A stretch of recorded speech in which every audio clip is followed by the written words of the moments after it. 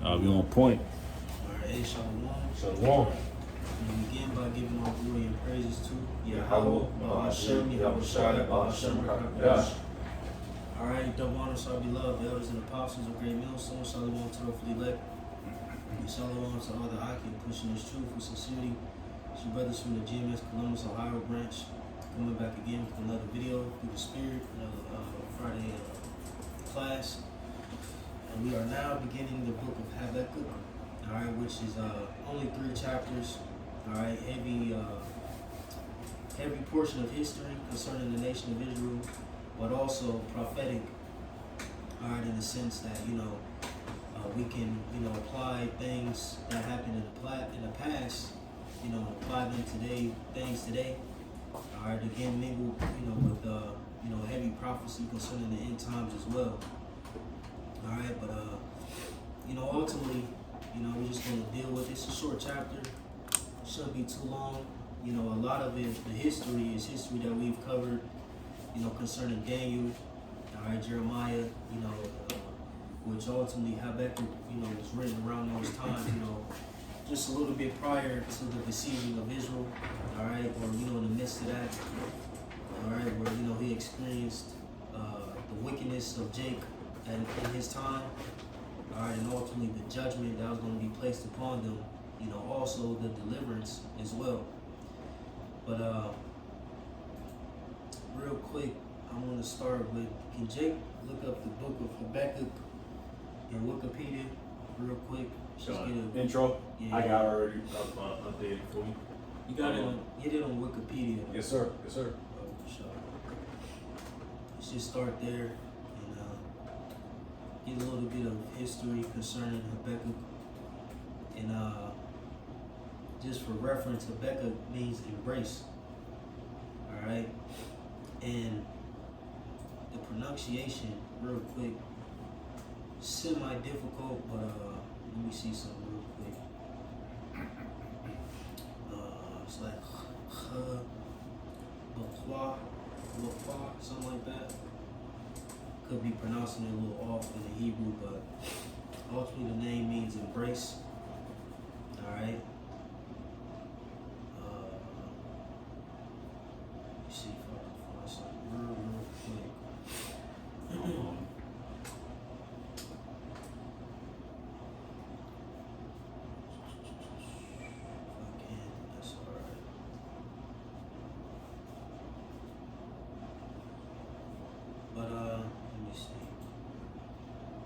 Jay got that Wikipedia pulled up already? Mm-hmm. Alright, we got Habakkuk. We got Habakkuk out of Wikipedia. Habakkuk, or Habakkuk, who was active around 612 BC, was a prophet whose oracles and prayer are recorded in the book of Habakkuk. Where you at? Let me see. Look up Book of Habakkuk in the Wikipedia. Okay, give me a hot second.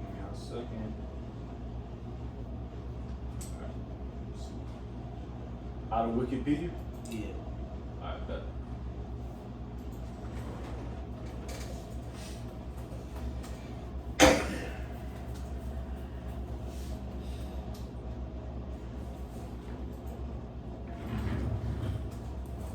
Okay, and that's how you pronounce Habakkuk's name is Chwa Bakwawak. Chwa Bakwawak. Alright.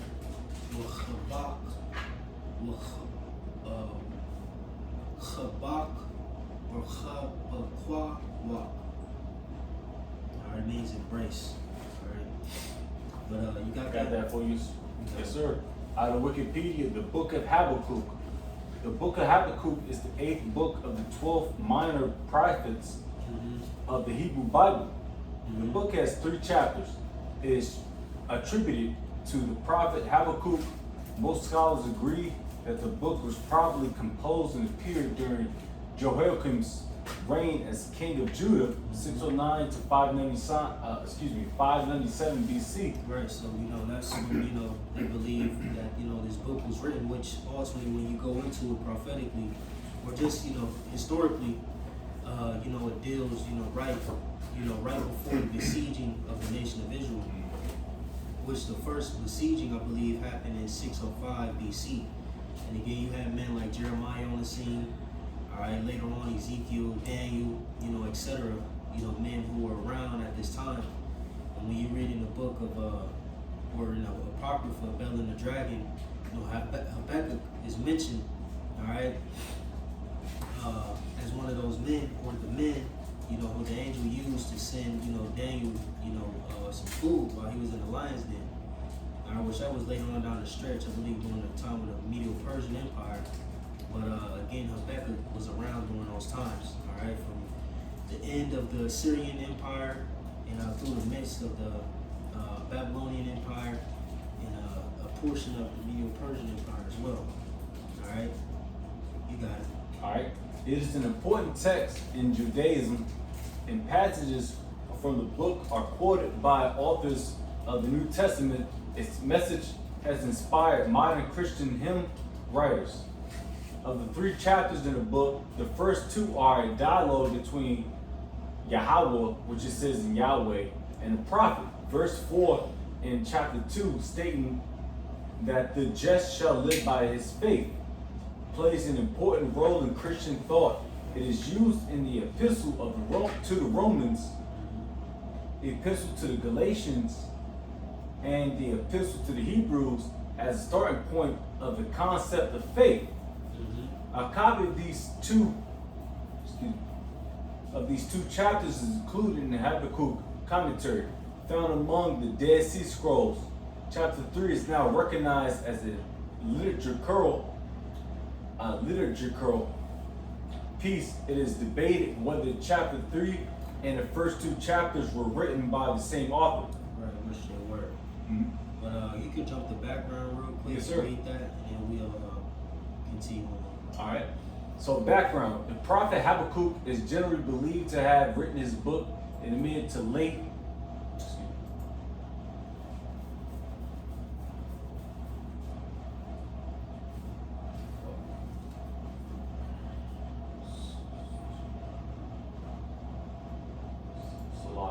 Oh, there we go. The prophet Habakkuk is generally believed to have written his book in the mid to late 7th century BC. It was likely written shortly after the Battle of Nineveh, 612 BC, established the Neo-Babylonian Empire, but before the Babylonian siege of Jerusalem, 587 BC, and the subsequent Babylonian captivity. Beautiful. And again, you gotta understand that there was a lot of secular things in history happening, all right? And, on our end, this is the tale that we told, through the Spirit, or, ultimately what we witnessed during these times, You had, Nineveh, which ultimately is dealing with the Syrian Empire, who was at its, on its last leg. And, the new empire that was about to rise, which is the Neo-Babylonian Empire, okay? And like I said, it was written before the Babylonian siege of Jerusalem, 587 BC, which ultimately you deal with the one in 587 BC. That's when, the nation completely fell. You had 605, 597 as well, when, the first 2 waves of the sieging started. And 587 was the conclusion, when the temple was sacked, they tore down the walls, so on and so forth, all right, and completely took down the nation of Israel. Which ultimately dealing with this first chapter is what it's going to go into, all right, again, prior to things happening, but prophetically speaking of these things happening, which again, with our spiritual eye, we can apply these things to now, all right, because again, the scriptures are manifold, and, they're not just one-dimensional, but, layered, all right, because the modern Babylonians today would be who? The Edomites, all right, Babylon the Great. In like manner, how, the ancient Babylonians came down on the nation of Israel, this new Babylon, or the new Babylonians, the new Chaldeans, are going to come down on us in like manner, all right? And it's beautiful because it shows the dynamic of the prophets and the wickedness, or the true prophets, the righteous prophets, and the wicked of our nation, And it's going to begin on how, ultimately Habakkuk is crying out for the wickedness done in the midst of the nation of Israel, like we are today, all right? And how the Lord is going to send a whipping stick to judge those of the wicked, all right, in due time. You see? So just some history, some dates. Again, we got, prior lessons going into, the fall of Jerusalem, dealing with Jeremiah, all right, Daniel, so on and so forth, the different siegings. If you want to tap back into those videos, just, go through our videos and playlists and, get some more details on that. Read up on it yourself. And a good reference just for, the camera, reference 1 king, which is Jehoiakim, which was part of the first sieging. Then you had Jehoiakim, his son, and I believe who was that? I believe Zedekiah, which I believe was Jehoiakim's brother, if I'm not mistaken. All right, who was set up by Nebuchadnezzar, which was the last, king, during that time. All right, out of the 3. Again, this is all dealing with that time period from 605 to 587 BC. All right, but we can continue and start at Habakkuk 1 and 1. This is Habakkuk chapter 1, verse 1. The burden which Habakkuk the prophet did see, O Lord, how long shall I cry, and thou wilt not hear? Even cry out unto thee of violence, and thou wilt not save. Right, and ultimately he's crying out concerning, the wickedness that was, happening, or, happening in the land of Israel at this time. All right, because again, it referenced Jehoiakim, who ultimately was a wicked king. All right, if you go into the king's chart, you can read up about, him, what I'm saying? Or, ultimately it shows the good kings and the wicked kings of our nation. All right, or those who did evil. Jehoiakim was one of them. All right. So again, you had a lot of wickedness happening in the land at that time. All right, and Habakkuk, was, grieved at, the sight of it. All right. He's crying out to the Lord, concerning like I said, the wicked state that the nation of Israel was in. But you got it. Yep, it says, why dost thou show me iniquity and cause me to behold grievance? For spoiling and violence are before me, and there are that raise up strife and contention. Therefore the law is slack, and judgment doth never go forth, for the wicked doth compass about the righteous. Therefore, wrong judgment proceedeth. Right, kind of real quick, I just want to go to the king's chart and read up on Jehoiakim.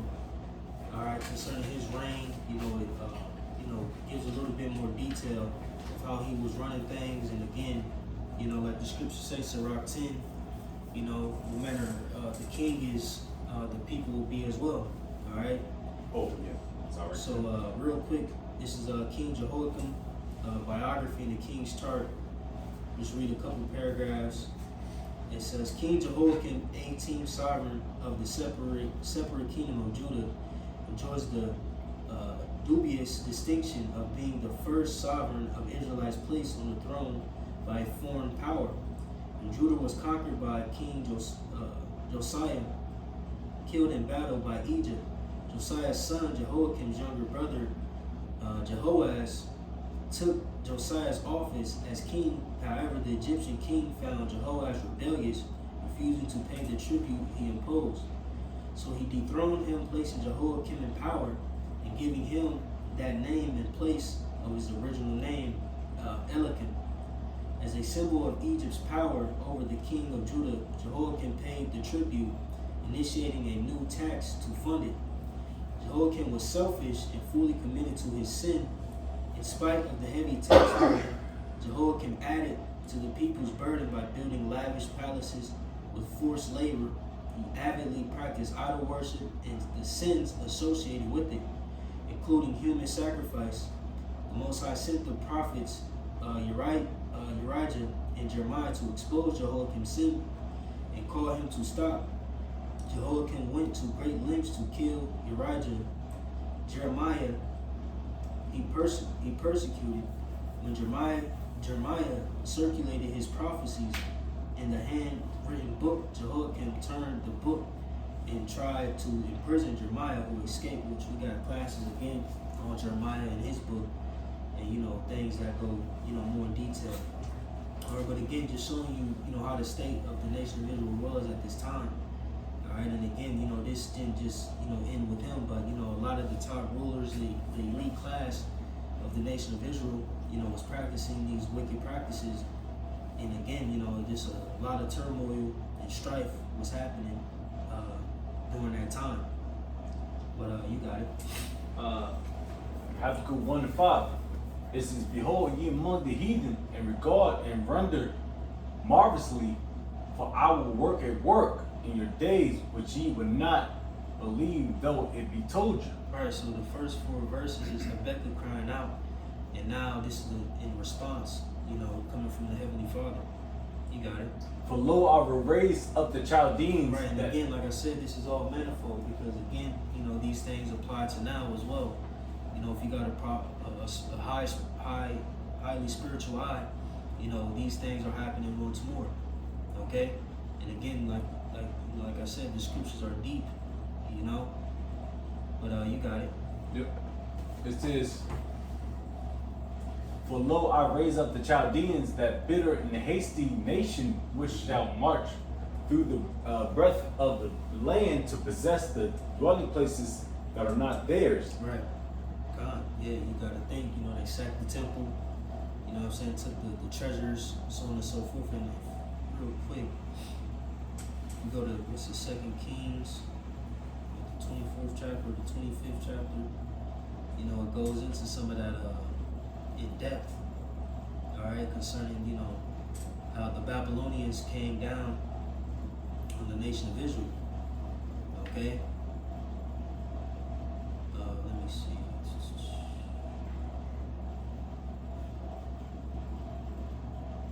Or is it 24?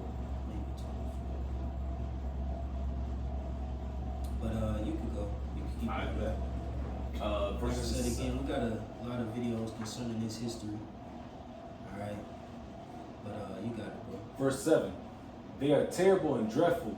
Their judgment and their dignity shall proceed of themselves.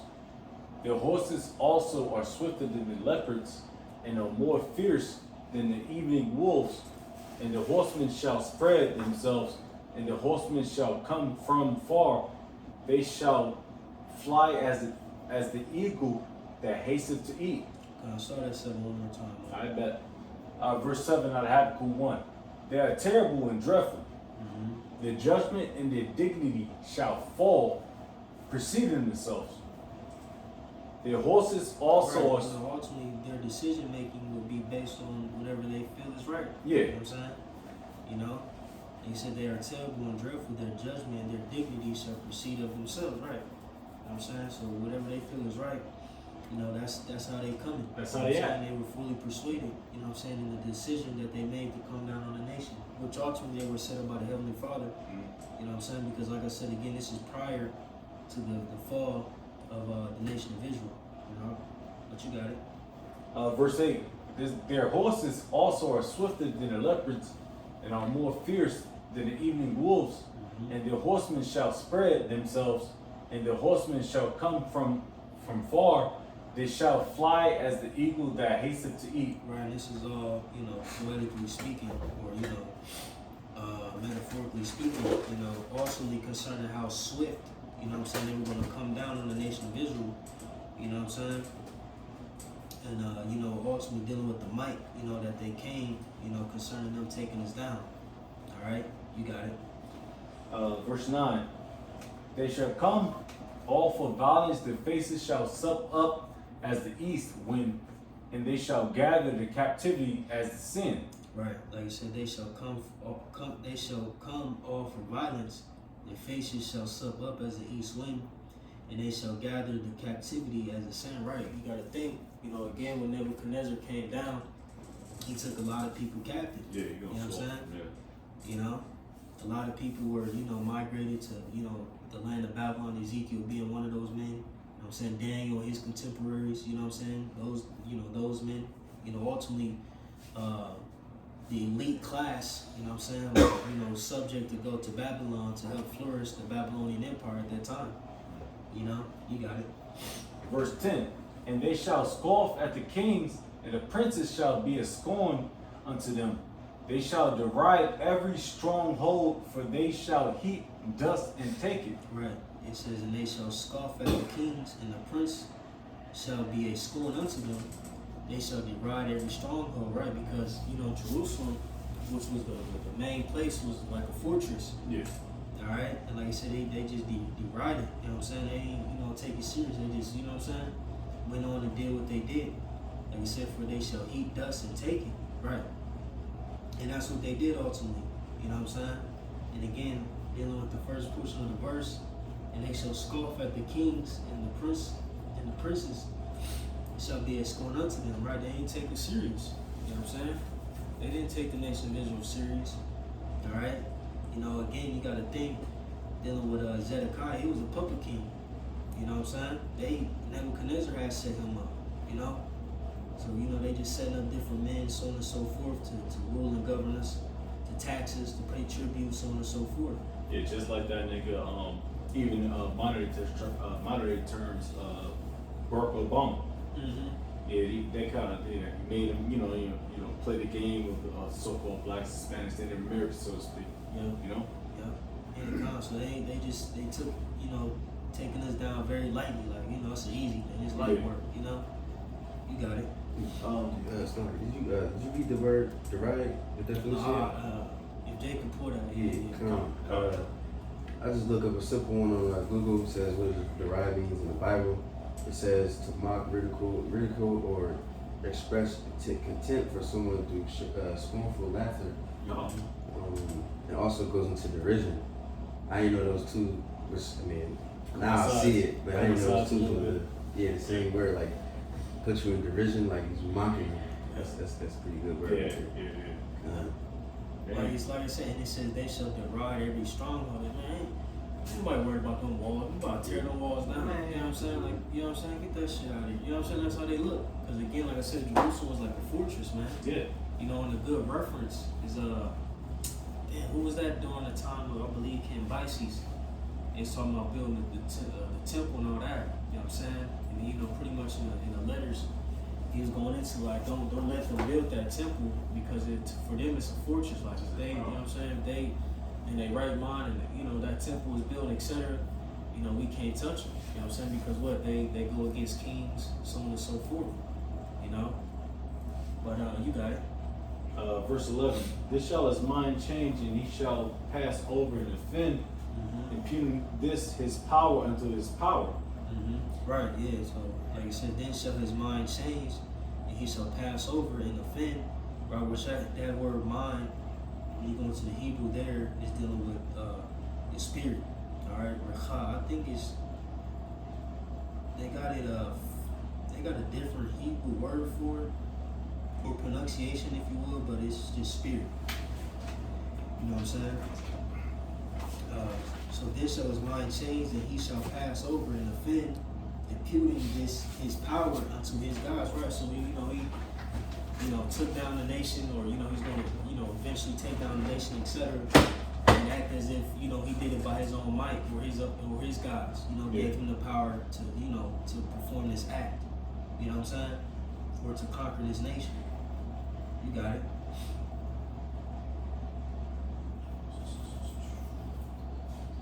Verse 12. Verse 12. Art thou not from everlasting, O Lord, my power, Yahweh? So now Habakkuk, speaking once more. You got it. When you read the scripture, you gotta look for the subtle. When it's a dialect happen, you gotta look for the subtle change. When often the Lord is speaking, when the prophet is speaking. You know what I'm saying, or speaking out concerning something. It's very subtle. Like I said, when you read from 1 to 4, it's Habakkuk speaking, and then from 5 down to 11, the Lord is speaking unto me. Yeah. You got it. There you go. It says, O Lord Yahweh, in all caps right here. O Lord, my power, mine holy one, we shall not die, O Lord Yahweh, thou hast ordained them for judgment. Right, so they like, we all ain't gonna die. You know what I'm saying? Like, because he's hearing this, what's gonna happen or befall, the nation of Israel. Be like, art thou not everlasting, O Yahweh, my God, my holy one, we shall not die. Right, because ultimately, the Lord isn't gonna kill us all. what I'm saying? But like it says, thou has ordained them for judgment. You see? So again, just like now, you know what I'm saying, dealing with the Edomites. You know, this nation is above us, all right, or on top of us, that they may be used for judgment. You know what I'm saying? I get that. You know what I'm saying? Want that? As a whipping stick. You know what I'm saying? You know, not that they're gonna kill us all, No. but you know, like again, to punish us. You know what I'm saying? The Lord is using these other nations to punish us, man. All right, like I said, Syrian, the rod of mine anger. Jake, you get that real quick? Said in Isaiah. You know, he uses these nations to punish us, man. You know? It's Isaiah 10:5. O Assyrian, the rod of my anger, and the staff in their hand is my indignation. Yep. Plain. You know what I'm saying? So again, you know, the Lord uses these nations, you know, to judge us, man. All right? You know, and that's the only reason why these nations are over us. Not because it's of their own might, not because they're stronger than us, because they're better than us, but because we have went off. And the Lord, again, is using these nations to abase us, man. You know? But, you got it, Quan. You can finish off at 12. Give me a hot second. I get this one. You getting that? Come. Psalm 17:13. Arise, O Yahweh, disappoint him, cast him down, deliver my soul from the wicked, which is thy sword. Beautiful. It kind of right, you know, just showing you another precept going into our Lord uses the wicked, you know, it's his whooping stick, it's his sword, it's his weapon. You know, Jake go off, he used the different nations to whoop our ass, you know. Who was that? Psalm 17, and I forgot what verse, 13, 17, 13. God, and you see it, you know what I'm saying? See, when you deal with all the empires and captivities that we have been in, you know, that's exactly what they were used for. You know what I'm saying? That's why they were written. I got a precept for you. Real quick. This is 2nd Ezra, chapter 6, and we start at 54. And after these, Adam also, whom thou madest Lord of all thy creatures, of him come we all, and the people also whom thou hast chosen. You know, of course. And this have I spoken before thee, O Lord, because thou madest thee word for our sakes. And now, O Lord, behold, these heathen, which had ever been reputed as nothing, have begun to be lords over us and to devour us. But what thy people whom thou hast called thy firstborn, thy only begotten, and thy fervent lover are given into their hands. Right, or given into their hands. You know what I'm saying? You know why? Again, because of the shit we were doing, man, even to this day. It's through. You know what I'm saying? Like, you know, again, man, if we, you know, we're in our right mind, you know what I'm saying, the blessings will be upon us. But, you know, since we weren't, curses, you know, were placed upon us. And again, the Lord used these other nations, you know, to judge us, man. Yep. You know, it's be a recurring thing, you know what I'm saying, over and over and over. But now, the elect, all right, are coming back to the realization that, hey, man, fuck all that other shit. We're here to serve you, Yahweh Bahashim Yahushai, and we want what's rightfully ours, man.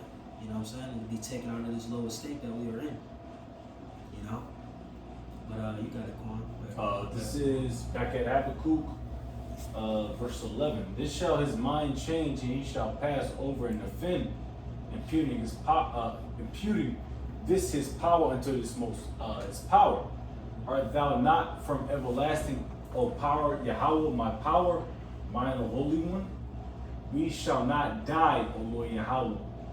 Thou hast ordained them for judgment, and Almighty, thy power, thou hast established them for correction. Plain, bro. You know what I'm saying? He established them for correction. You know what I'm saying? Can we get that real quick in Proverbs, sparing not the rod? Real quick. You know, because of us being his children, you know what I'm saying? You know, the Lord is not sparing the rod, all right? Alright? But you know what you do with a rod, you whip. You know what I'm saying? You use it for correction. You know what I'm saying? If you got a badass child, you know what I'm saying, you need to correct him. What do you use? A whooping. You gotta whoop his ass. You know? A whooping instrument. Proverbs 13:24. He that spareth his rod hateth his son, but he that loveth him chasteneth him B times. Right. Yeah. So you gotta whoop his ass, man. Or can we get the one in Proverbs 23, 13?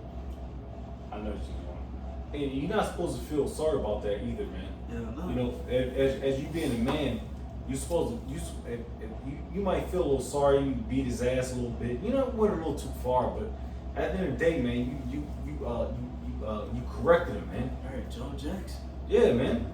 You know, because brothers got kids, man. You know, and I'll be remiss if I said that I was, you know, I didn't feel that way.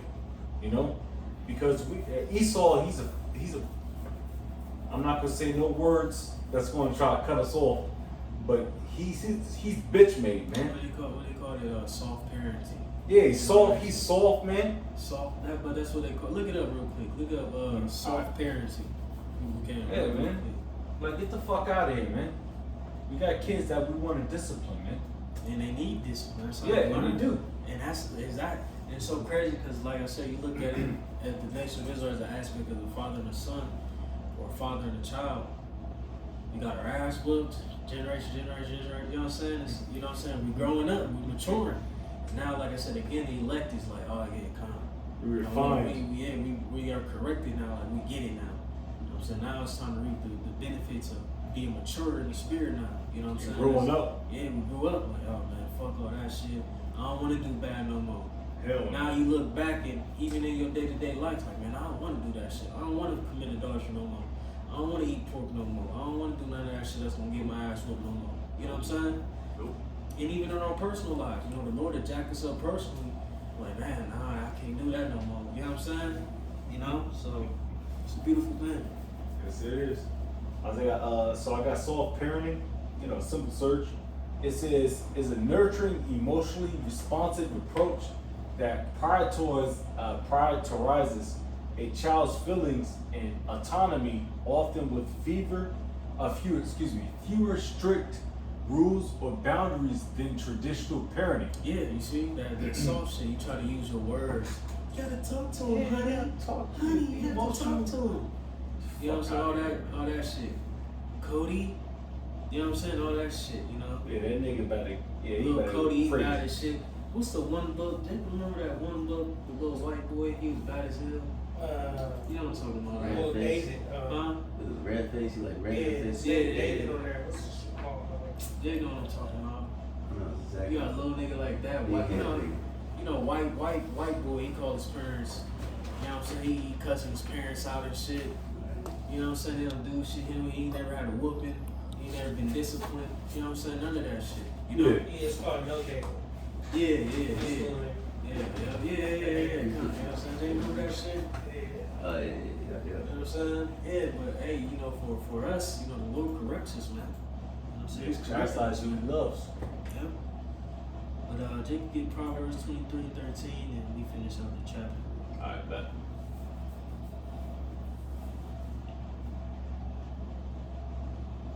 Proverbs 23:13. Withhold not correction from the child, for if thou beatest him with the rod, he shall not die. See, thou shalt beat him with the rod, it shall deliver his soul from hell. Damn. I'm saying, so yeah, again. Show him love, mad love. Real quick, I'm gonna read the NLT. It says, don't fail to discipline your children. The rod of punishment won't kill them. Physical discipline may well save them from death. Yeah. You know what I'm saying? Because I'm sorry. yeah, you guys bro. Speak. And if I can say something, bro, I'm a father just as much as this brother is too. You know, we have kids, and we sometimes we go to sleep and we think of like, man, I shouldn't have went that far, man. But it was well deserved, man. Mm-hmm. You know, because he needed that. He needed that chastisement, man. Yeah. You read about Hebrews. You need that chastisement, man, because you can't grow without it, man. Just like how we are, man. You don't learn. And then ultimately, if you've already given out a warning and a warning and a warning, it comes a time when you gotta show them something. And that's the same with the Lord. We've been warned many times. You know what I'm saying? So now the Lord had to put the rod upon us to show us like, hey man, this is some bullshit you're doing. You had one opportunity, so now you gotta deal with the consequences. That's what it is. Yeah. So, like it reads in that last part of the first Habakkuk 1 in 12, it says, Almighty God, it says, Thou hast established them for correction. You know what I'm saying? So, again, you know, the dynamic of a father and a son or a father and a child, you know, you got to correct your children. That's what the Lord did. He used those nations to be the whooping stick to correct us. And that's embarrassing. Yeah. They retarded too. But you got it in 13. Verse 13 out of Habakkuk 1. It says, Thou art of purer eyes than to behold evil, and canst not look on iniquity. Wherefore lookest thou upon them that deal treacherously, and holdest thy tongue. When the wicked devoureth the man that is more righteous than he. Alright, so ultimately Habakkuk is saying, like, yeah, you know, thou art of purer eyes than to behold evil, right? So you can't behold evil, you know, so don't let, you know, these motherfuckers who wickeder than us devour us, you know what I'm saying? You know, like, you know, they more wicked than us. So I said wickeder. That's a word today. You know, but you got it. Verse 14. And makest men as the fishes of the sea, as the creeping things that have no rule over them. Right, it's all metaphorically speaking. So like it says, it makes men, you know, us symbolizing, you know, or like it says, it makes men as the fishes of the sea, right? We're symbolizing in this sense as the fishes of the sea, as the creeping things that have no ruler over them. You got it, 15. They take up all of them with their angle, they catch them in their net and gather them in their drag. Therefore they rejoice and are glad. Right, and ultimately the fishermen, you know, dealing with the heathen nations, in particular the Chaldeans or the Babylonians. You know what I'm saying? So it's likening us, the fishes, and them as, you know, the fishermen who have got all these instruments, etc., to catch their prey. You know, so ultimately verse 14 is putting us in the sense of us being the prey. In the 15th verse, them being the hunters, you know, catching us in their nets, you know what I'm saying? You got it. Verse 16, therefore they sacrifice unto their net and burn incense unto their drag, because by them their portion is fat and their meat is plenteous. Right, so all the instruments and weapons they use, you know, to take us down, you know what I'm saying? They boast these things, you know what I'm saying? Burn incense to them, you know what I'm saying? Those being the vessels of how they conquered us, you know what I'm saying? Or, you know, took us down. Yeah, they spent trillions of dollars to try to blind this truth from us, man. You know. Verse 17: Shall they therefore empty their net and not spare continually to slay the nations? Right. So you know, like Habakkuk is asking this a question mark at the end of this verse.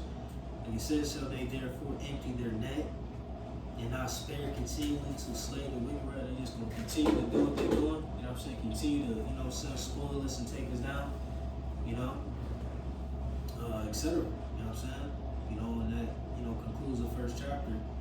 And it's gonna, you know, go into the second chapter, which is again, you know, heavy in prophecy again. You know, all these are have historical ties, but you know, are also tied to prophecy as well concerning the nation of Israel. All right. You know, so again, you gotta have high discernment, how to spiritually apply these things. You know, not only to history, but to what's going on now. You know what I'm saying? Because again, you know, this wisdom, knowledge, and understanding is very deep and weighty. You know what I'm saying? And it's coded. You know what I'm saying? Very heavily. Real quick, can we just end off with is it Sirach 24 and 20? Start at 28.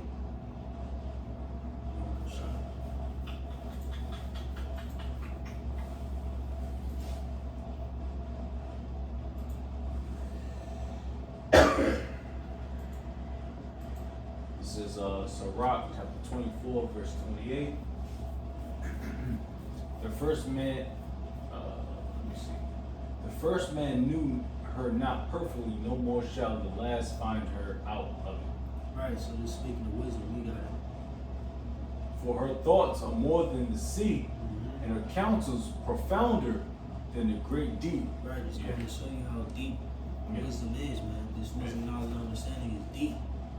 Like you said, for her thoughts are more than the sea, and her counsel is profounder than the great deep. You know what I'm saying? So it's levels to this thing. You know what I'm saying? And again, you gotta have a highly spiritual eye to be able to, apply these things in the spirit. You know what I'm saying? And with heavy discernment. But that's it. Jay, got anything?